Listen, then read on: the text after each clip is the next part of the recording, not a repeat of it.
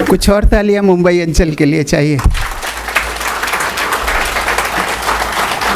साथियों, अब समय आ रहा है उस घड़ी का जबकि हम अपने मुख्य अतिथि को सुनेंगे, लेकिन उससे पहले हम जानना चाहेंगे उनका परिचय आप लोग के समक्ष हम प्रस्तुत करना चाहेंगे। एक ऑडियो वीडियो बनाइए सर, आपकी अनुमति से उसको दिखाना चाहेंगे। आपकी शैक्षिक यात्रा की शुरुआत अमृतसर जिले के मुस्तफाबाद गांव के सरकारी प्राथमिक विद्यालय से प्रारंभ हुई। आपने डीएवी कॉलेज अमृतसर से स्नातक की उपाधि प्राप्त की। प्रतिष्ठित आईपीएस कैडर में शामिल होने से पहले आपने सेंट्रल बैंक ऑफ इंडिया में प्रोबेशनरी ऑफिसर के रूप में सेवाएं दी।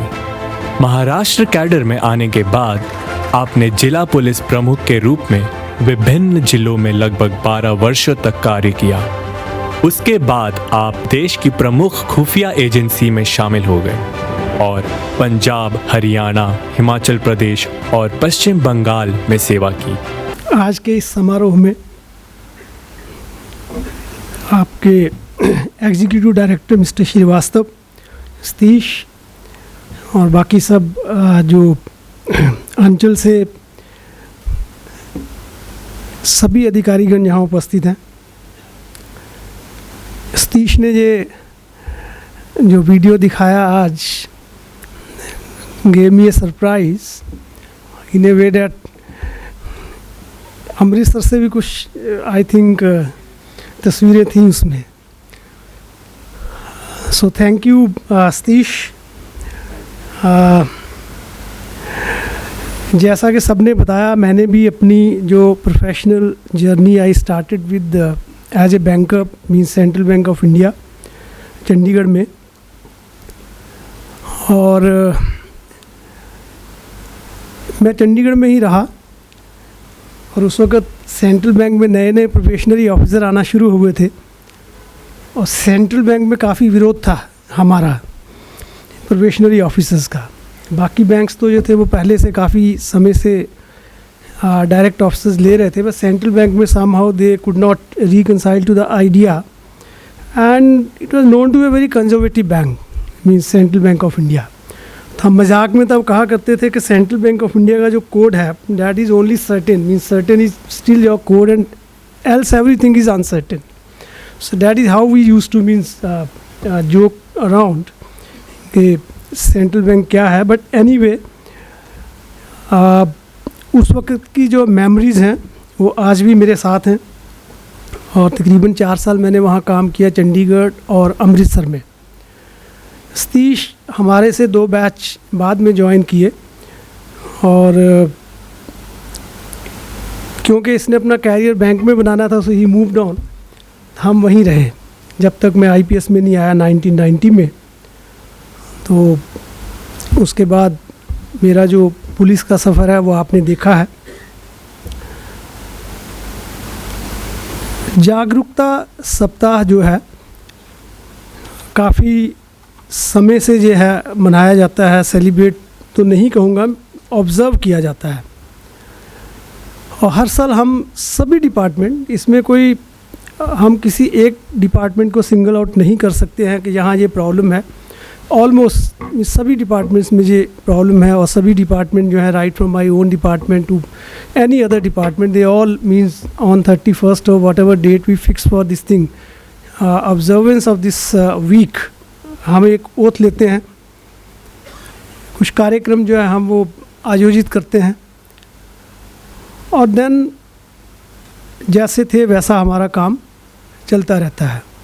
इस साल आई थिंक 3 महीने का जो प्रोग्राम सीबीसी ने दिया था उसके अकॉर्डिंगली ये ऑब्ज़र्व हो रहा है वीक जो है।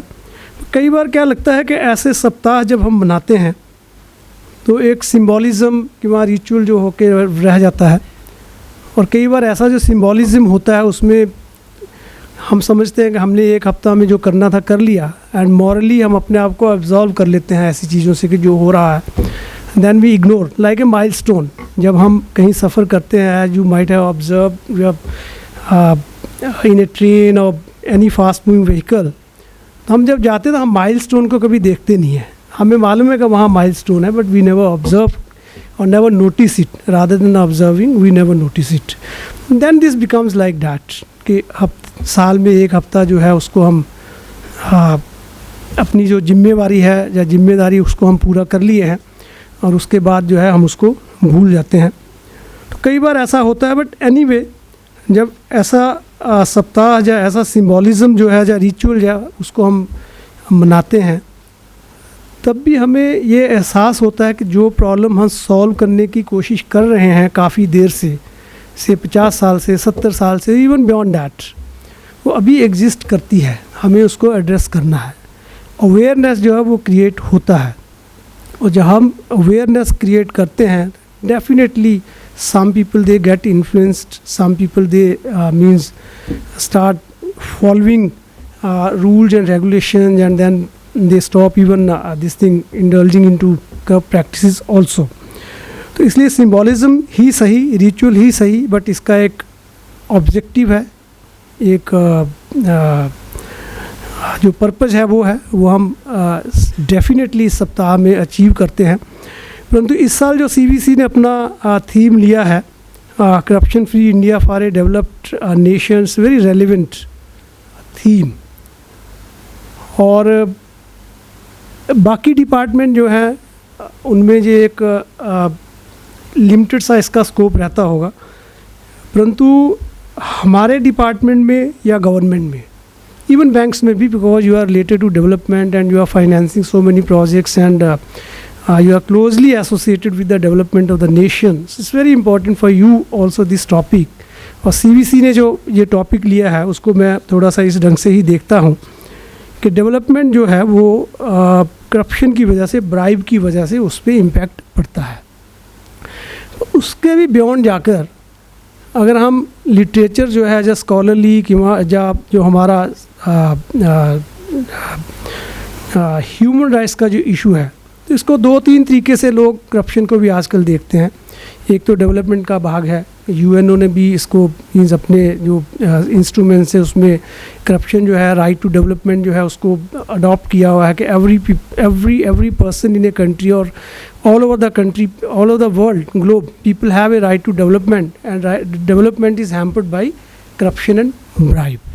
ओके, सो ये एक इशू है हमारे लिए कि हमारे देश में या बाकी देशों में हम जैसे देखते हैं कि हमारे नेबर में ही, हम ज़्यादा दूर की बात नहीं करें तो साउथ एशिया में ही अगर हम देखें तो बहुत सारे जो हमारे सराउंडिंग नेशंस हैं उसमें करप्शन की वजह से, जब बाकी जो रिलेटेड इश्यूज़ हैं उसकी वजह से क्या क्या घटनाएं हुई हैं.